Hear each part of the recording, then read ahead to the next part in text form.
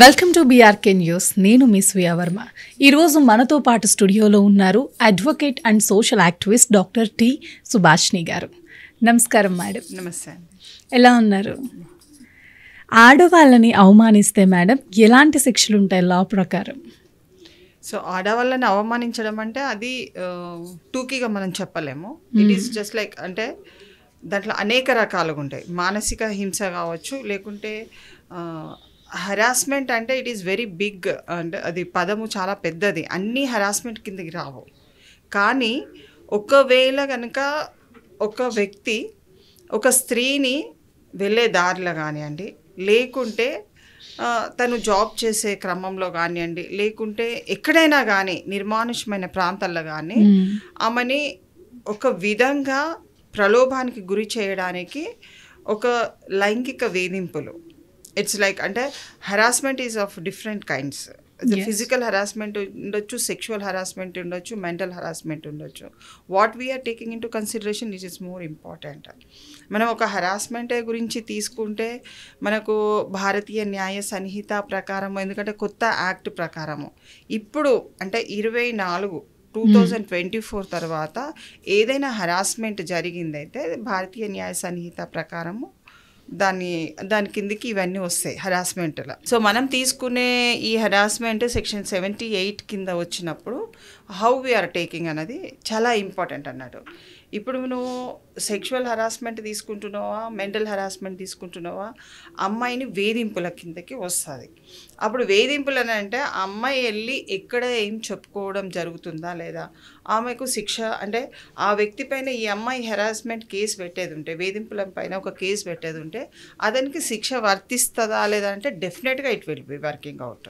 ఒక 3 years of conviction ఉండొచ్చు, fine ఉండొచ్చు, అవి రెండు కలిపి కూడా మనకు రావచ్చు. రెండు కలిపి అంటే ఫైన్ ప్లస్ పనిష్మెంట్ రెండు విధాలుగా ఉంటుంది. So how we're taking into consideration ఒక అమ్మాయి ఒక స్త్రీగా ఆమెని స్త్రీగానే మనము గుర్తిస్తున్నామా లేక ఒక పౌరురాల కింద గుర్తిస్తున్నామా?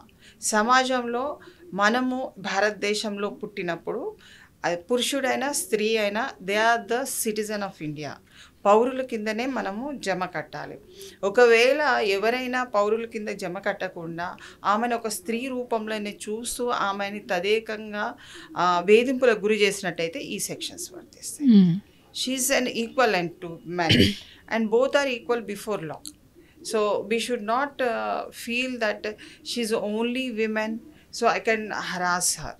వేధింపులు చేయొచ్చు, ఆమె ఒక్కతే విమెన్, ఆమెను చూసి నేను ఏదైనా చేయొచ్చు అని అనుకునే వ్యక్తికి 3 సంవత్సరాల జైలు శిక్ష ఉంటుంది. ఆ పైన ప్లస్ ఫైన్ ఉంటుంది. సో దే షుడ్ నాట్ అంటే అమ్మాయిలు ఎప్పుడు కూడా నెగ్లెక్ట్ చేయొద్దు. ఒక విమెన్గా నీకు జరుగుతున్న వేధింపుల పైన నువ్వు కంప్లైంట్ ఇవ్వచ్చు, పోలీస్ స్టేషన్లో కూడా ఇవ్వచ్చు.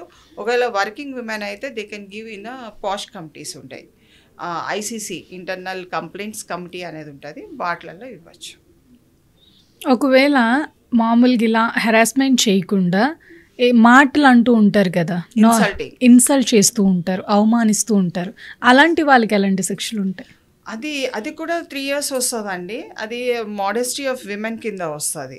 అప్పుడు మోడెస్టీ ఆఫ్ విమెన్ కింద మనం ఎప్పుడైతే తీసుకున్నప్పుడు we should very much careful whether his words reflect the modesty of విమెనా కాదా అన్నది చాలా తీసుకోవాలి. ఫిజికల్గా ఎప్పుడైతే he's trying to focus it in a very bad language వేసుకోండి, లేకుంటే లాంగ్వేజ్ పరంగా కానివ్వండి, ఆమెని అవమానించడము, ప్రతి ఒక అడుగున తదేకంగా అవమానించడం, ఏదో ఒకసారి అనేసి వెళ్ళిపోయింది అనుకోండి, అలా విమెన్ ఎప్పుడు కూడా తీసుకోరు. ఎవరైనా చెప్పి వెళ్ళిపోయిన వాళ్ళని అసలు పట్టించుకోరు.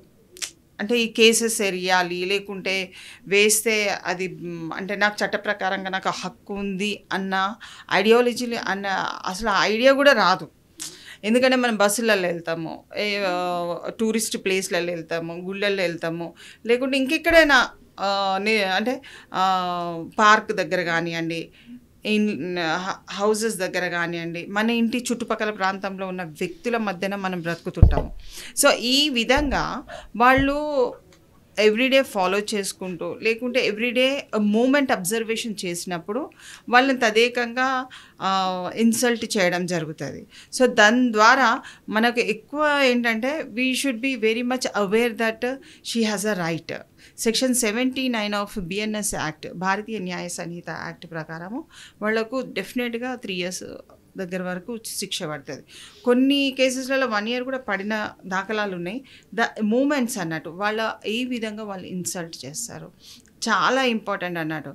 ఇది మన ప్రొటెక్షన్ కోసం ఒక స్త్రీకి అంటే తను వర్కింగ్ విమెన్గా కానీ ఎడ్యుకేషన్ కోసం కానీ చదువుకోవడానికి బయటికి వెళ్ళినప్పుడు కానీ తనకున్న హక్కులను తెలుసుకోవాల్సిన బాధ్యత ఉంది. అదేవిధంగా తను తన బాధ్యత కూడా డ్యూటీ, ఆమె డ్యూటీ ఏంటి, ఆమె రైట్స్ ఏమని అన్నది చాలా ప్రాముఖ్యత. ఒకే వైపుగా మనకు హరాస్మెంట్ జరగలేదు, ఇన్సల్ట్ జరగలేదు, తను ఆ వ్యక్తి ద్వారా నీకు ఏదో అంటే బాధ కలుగుతున్నది అన్నది నీకు అనిపిస్తే weather that attracts the modesty of women అవునా కాదా అన్నది మనం గమనించాలి. గమనించకుండా మనం తప్పుడు కేసులు పెడితే కూడా ఆ తప్పుడు కేసులకు కూడా మనమే బలైపోతాము. మన మీద రివర్స్ కేసెస్ పెట్టే అవకాశం ఉంటుంది. కాబట్టి దాన్ని బాగా గమనించి ఫిజికల్ హరాస్మెంట్, ఇన్సల్ట్ మన బాడీ మీద కానీ మన వ్యక్తిత్వం మీద కానీ తదేకంగా వాళ్ళు ఇన్సల్ట్ చేయడం జరిగితే దాన్ని ఈ మోడెస్టీ ఆఫ్ విమెన్ కింద తీసుకొని మనం కేసు నమోదు చేసుకోవచ్చు. అది పోలీస్ స్టేషన్ ద్వారా చేయడం జరుగుతుంది. Otherwise you can give also notice. అతని అడ్రస్ తెలుసు, అతను ఎక్కడ ఉంటున్నాడో తెలుసు, నేను కావాల్సుకొని రోజు టార్చర్ చేస్తున్నారు, ఇన్సల్ట్ చేస్తున్నారు అంటే you can give the notice. In that way also we can save up. అంటే మన సేఫ్టీ మనకు ముఖ్యం కాబట్టి మహిళల యొక్క ప్రొటెక్షన్, సేఫ్టీ అన్నది చాలా ప్రాముఖ్యత వహిస్తుంది ఇక్కడ.